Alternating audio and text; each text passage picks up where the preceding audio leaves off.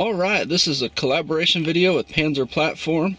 Make sure you check out his video. I sent him a vacuum tester as a giveaway, so make sure you enter that and try to win one. And for everyone else, check out the link in the description. You can always buy one, they're not too expensive.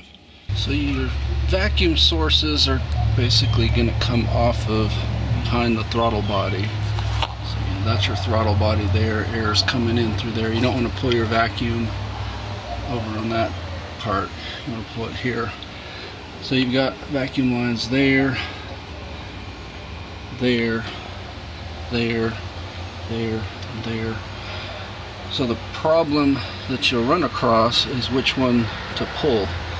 So for example, this one is one that you could probably leave disconnected and run your engine, but it has one of those plastic tabs that guarantees you'll break it if you try to remove it, and then you'll always have a vacuum leak there. So I don't suggest pulling that one. I suggest pulling something like this, which is nice and easy.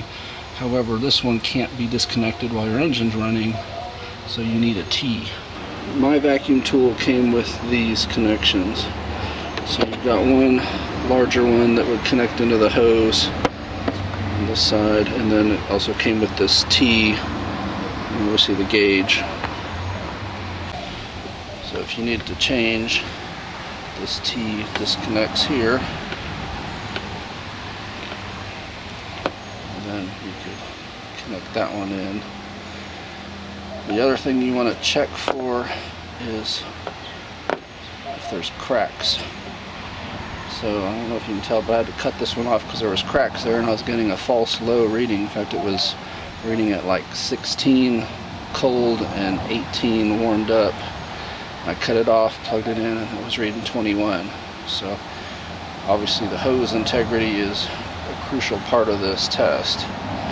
If there's any vacuum leaks on your hose, you're not going to get an accurate reading. So this is my personal choice what to disconnect, because you just pull that one off and then you can fit your T in between.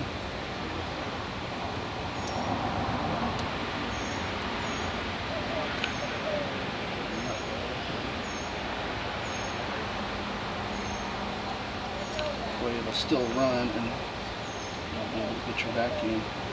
Length of your hose is important because I can put mine up here, but I can't see it from the driver's seat. I can put it here, but then I have to stand over here to read it.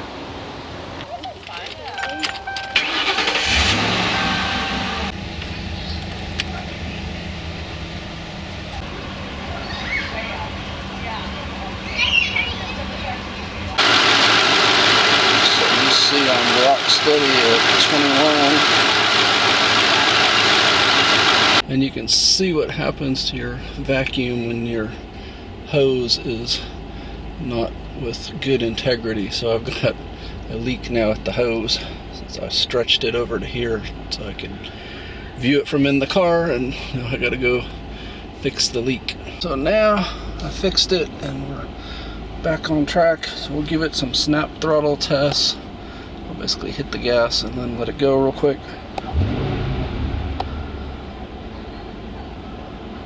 And you see it's doing exactly what it should. And then we'll do a 2000 RPM.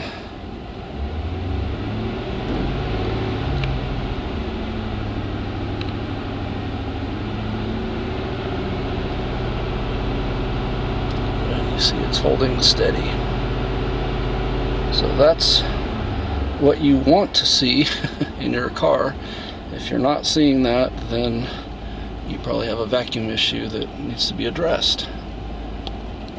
Just like on the 2010, I'm going to check my vacuum right here off of this fuel pressure regulator.